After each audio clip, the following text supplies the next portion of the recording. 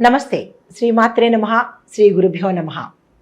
2025 ఫిబ్రవరి మేషాది ద్వాదశ రాశుల వారికి ఫలితాలు ఎలా ఉండబోతున్నాయి, వారి యొక్క గ్రహస్థితులు ఎలా ఉంటున్నాయి, ఆ గ్రహస్థితుల వల్ల ఎలాంటి పరిణామాలు ఉన్నాయి, ఎలాంటి ఫలితాలు ఉన్నాయి అనే అంశాలను ఇప్పుడు మనం పరిశీలిద్దాము.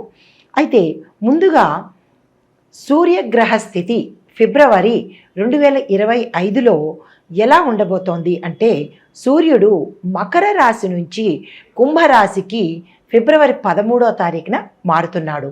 చంద్రుడు ప్రతి 2.5 రోజులకి ఒక్కసారి తన యొక్క రాశిని మార్చుకుంటాడు. కాబట్టి అన్ని రాశుల వారికి చంద్రుడి యొక్క ప్రభావం తప్పనిసరిగా ఉంటుంది. తర్వాత శుక్రుడు మీనరాశిలోకి వెడుతున్నాడు. బుధుడు మకర రాశిలో ఉంటున్నాడు. మంగళుడు కుంభరాశిలోకి వెడుతున్నాడు. గురుడు మేషరాశిలో ఉంటున్నాడు. శనీశ్వరుడు కుంభరాశిలోకి తన ప్రవేశాన్ని మొదలుపెట్టాడు. రాహు మేషరాశిలో స్థిరంగా ఉన్నాడు.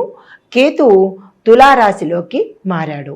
ఇవి మనకి ఈ గ్రహాల యొక్క ఈ రాశుల ప్రభావము ఎలా ఉండబోతోంది, ఈ గ్రహాలు ఏ ఏ రాశుల్లో ఉంటున్నాయి, తద్వారా మేషాది ద్వాదశ రాశుల వారికి ఒక్కొక్కరికి ఫలితాలు ఎలా ఉండబోతున్నాయి అనే అంశాన్ని ఇప్పుడు పరిశీలిద్దాము.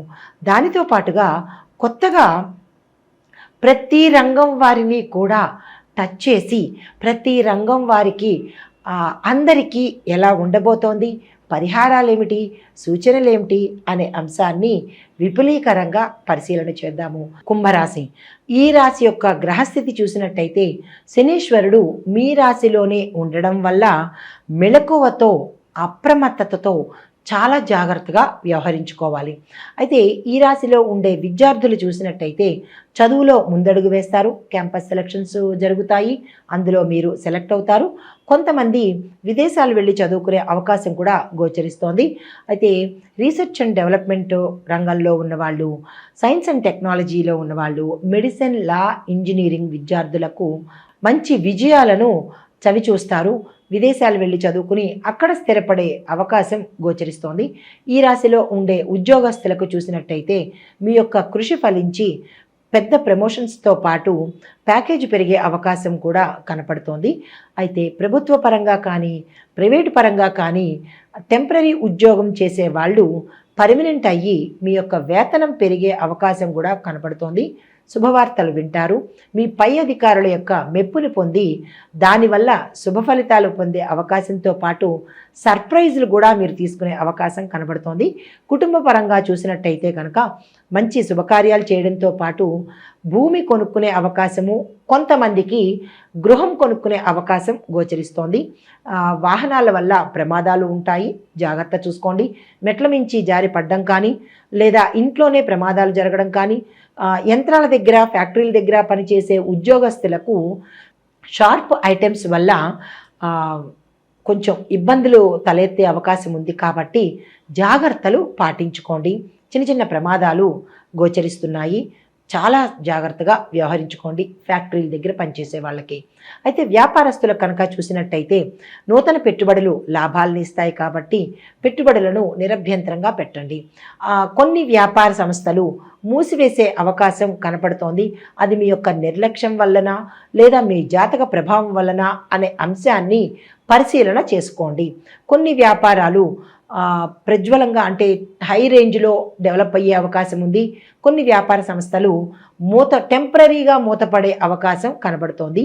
ఇందాక అన్నట్టు కొన్ని వ్యాపార సంస్థలు పూర్తిగా మూసివేసే పరిస్థితికి కానీ సిబిఐ దాడులకు గురి అయ్యే అవకాశము, ఐటీ దాడులకు కూడా గురి అయ్యే అవకాశము కొన్ని వ్యాపారస్తులకి కనపడుతోంది.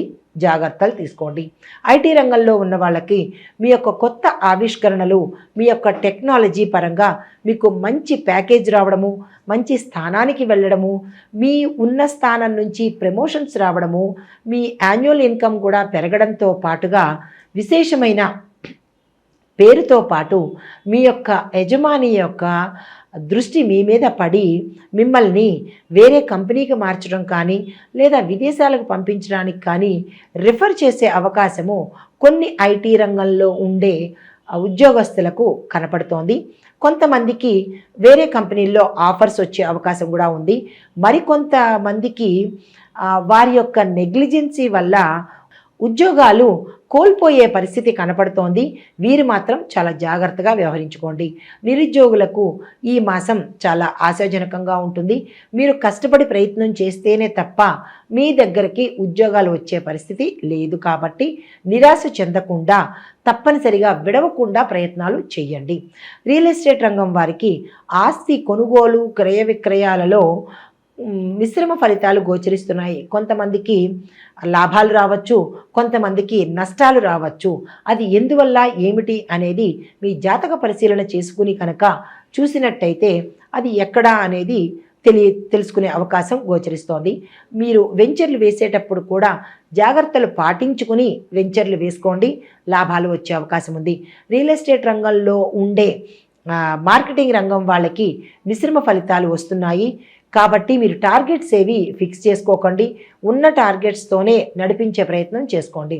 కళారంగంలో ఉన్నవారికి కొత్త అవకాశాలు వస్తాయి, పారితోషికం పెరుగుతుంది. నిర్మాతలకు డైరెక్టర్లకు కూడా సామాన్యంగా ఉంటుంది. పెద్దగా చెప్పుకోదగినంత అవకాశాలు వచ్చేటట్టుగా లేవు. వచ్చినా కానీ మీకు నచ్చేవిగా ఉండవు. కాబట్టి మీరు యోచన చేసి యాక్సెప్ట్ చేసుకోండి. వ్యవసాయ రంగంలో ఉన్నవారికి పంటల దిగుబడి పెరుగుతుంది. అధిక దిగుబడి పెరగడంతో పాటు అధిక రేటు కూడా పలికి లాభాలు వచ్చే అవకాశం ఉంది. పాత రుణాలు ఉంటుండగానే కొత్త రుణాలు తీసుకునే అవకాశం ఉంది. కాబట్టి అది జాగ్రత్తగా చూసుకోండి. పశువృద్ధి క్షేత్రవృద్ధి కూడా కనపడుతోంది. ఆ దిశగా ప్రయత్నాలు చేసుకోండి. ప్రభుత్వ సహాయ సహకారాలు మీరు అనుకున్న సమయానికి అందుకోలేకపోవచ్చు, అయినప్పటికీ ఏదో సమయానికి అందుకునే అవకాశం ఉంది. కౌలుదారులకు, నర్సరీ రంగం వాళ్ళకి, ఆక్వాకల్చర్ వాళ్ళకి ప్రకృతి మీకు సహకరించలేని పరిస్థితి గోచరిస్తోంది. దాన్ని జాగ్రత్తగా ఎదుర్కోండి. రుణాలు ఎక్కువగా చేయకండి. ధన నష్టం అయ్యే అవకాశం కనబడుతోంది. ఒకంత పంట నష్టం కూడా అయ్యే అవకాశం ఉంది. వాణిజ్య పంటల వాళ్ళకి మెరుగ్గా ఉంటుంది. చీడపీడల వల్ల, క్రిమి కీటకాల వల్ల కొంత నష్టం కనబడుతోంది. పశు నష్టం కూడా గోచరిస్తోంది. జాగ్రత్తలు తీసుకోండి. తరువాత చేతి వృత్తుల వాళ్లకు ఆదాయంలో మంచి రాబడి కనబడుతోంది. బలమైన వృద్ధి కనబడుతోంది. ఆశాజనకంగా ఉంటుంది. మీ యొక్క ఐటమ్స్కి, మీ యొక్క వస్తువులకు మంచి గిరాకీ పెరిగి అధిక రేటు వచ్చే అవకాశము, మీ యొక్క చేతి వృత్తులు ఎక్స్పాన్షన్ చేసుకునేందుకు కూడా ఇది చాలా చక్కని అనువైన సమయం. కాబట్టి ఆ దిశగా ప్రయత్నం చేసుకోండి. స్త్రీలకు మంచి శ్రేయస్సు కలుగుతుంది. ఏ రంగంలో ఉన్న స్త్రీలకైనా పేరు ప్రఖ్యాతలతో పాటు ఆకస్మిక ధనప్రాప్తి, మంచి శుభవార్తలు వినడము, మీ పేరు ప్రఖ్యాతలు అందరిలోట్లోనూ ఉండటము, గౌరవ మర్యాదలు పొందుతారు. ప్రతి ఒక్కళ్లకు మీరు ఒక రోల్ మోడల్గా అయ్యే అవకాశము ఈ రాశిలో ఉండే స్త్రీలకు కనబడుతోంది.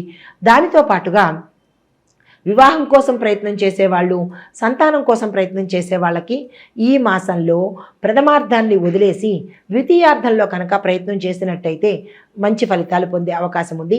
మీరు సంతానం ఉన్నవారు పిల్లల పట్ల కొంచెం శ్రద్ధ వహించండి.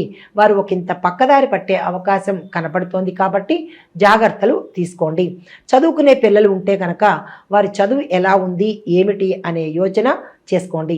కుటుంబంలో ఉండే స్త్రీలకు మాటల వల్ల కొంత ఒకంత మనశ్శాంతి లోపించే అవకాశము, ఆరోగ్య భంగం కూడా ఉంది. కాబట్టి జాగ్రత్తలు పాటించుకోండి. రాజకీయ రంగంలో ఉన్న వాళ్లకు ప్రజల యొక్క మద్దతు ఉంటుంది. ప్రజల యొక్క నమ్మకాన్ని చూరగొంటారు. తద్వారా అధిష్టాన వర్గంలో మీ పేరు ప్రఖ్యాతలు ఎక్కువగా ఉండే అవకాశంతో పాటు పదోన్నతులు కలుగుతాయి. ఆదాయం పెరిగే అవకాశము, ఆకస్మిక ధనప్రాప్తి కలుగుతుంది. కొత్త మిత్రులు చేరతారు. కానీ కొత్త మిత్రులతో గోప్యతను అప్పుడే పంచుకోకండి. వారిని ఆచితూచి గమనించుకుని అప్పుడు వారితో ముందుకు సాగే ప్రయత్నం చేసుకోండి. ఎన్ఆర్ఐలకు స్థిరమైన స్థానం కనపడుతోంది. ఉద్యోగపరంగా కూడా వారికి మంచి ఫలితాలు పొందే అవకాశం ఈ నెల గోచరిస్తోంది. ఈ రాశిలో ఉండే వారికి చెప్పదగిన పరిహారాలు, సూచనలు: హనుమాన్ చాలీసా పఠించండి. ప్రతి మంగళవారము ఆంజనేయ స్వామి ఆలయ దర్శనం చేసుకొని 5 ప్రదక్షిణాలు తప్పనిసరిగా చేయండి. వీలైతే 6 అరటిపళ్లను స్వామివారికి ఆలయంలో నివేదనకు ఇచ్చి దాన్ని పేదలకు పంచిపెట్టి వచ్చేసేయండి తప్ప ఇంటికి తిరిగి తెచ్చుకునే ప్రయత్నం చేయకండి. అయితే శనిదేవుడికి తప్పనిసరిగా పూజ చేయించాలి. నవగ్రహ ఆలయంలో ప్రదక్షిణాలు చేస్తూ తైల దీపాన్ని అంటే నూనెకి సంబంధించినటువంటి అభిషేకం చేసుకుంటూ తైల దీపాన్ని కనుక ఆ స్వామి సన్నిధిలో వెలిగించుకొని నువ్వుల అభిషేకం చేయడం కానీ నువ్వులను దానం చేయడం కానీ చేసినట్టయితే కనుక శని సంబంధిత గ్రహ దోషాలను పోగొట్టుకునే అవకాశం కనపడుతోంది. దీనితో పాటుగా నల్లని వస్త్రాలను ఎవరైనా పేదవారికి కానీ దానం చేసినట్టయితే కొత్త వస్త్రాలే సుమా, పాత వస్త్రాలు కాదు, నల్లని కొత్త వస్త్రాలను ఎవరైనా పేదలకు మీ యథాశక్తి 1, 2, 3 శక్తి ఉన్నవాళ్ళు తప్పనిసరిగా చేయండి. శక్తి లేని వాళ్ళు 1, 2 దానం చేసుకున్నట్టయితే శనీశ్వరుడు యొక్క అనుగ్రహానికి పొందే అవకాశంతో పాటుగా శని సంబంధిత బాధలు కష్టాల నుంచి ఒకంత ఊరట పొందే అవకాశము గోచరిస్తోంది. ఇది ఈ రాశి వారికి చెప్పదగిన ప్రత్యేకమైన పరిహారాలు. ఇవి గోచార రీత్యా చెప్పే పరిహారాలే తప్ప వ్యక్తిగత జాతక పరిశీలనది కాదు. కాబట్టి మీరు వ్యక్తిగత జాతక పరిశీలన చేయించుకొని మీకు ఎలా ఉండబోతోంది, ఎలా ఉండాలి అనే అంశాలను మీ దగ్గర ఉన్న జ్యోతిష్కులకు కానీ పండితులకు కానీ చూపించుకొని వారు సూచించిన పరిహారాలను తప్పనిసరిగా పాటించండి. ఆ గ్రహ సంబంధమైన దోషాల నుంచి నివారణ పొంది వారి యొక్క అనుగ్రహాన్ని తప్పనిసరిగా పొందాలని కోరుకుంటూ నమస్తే.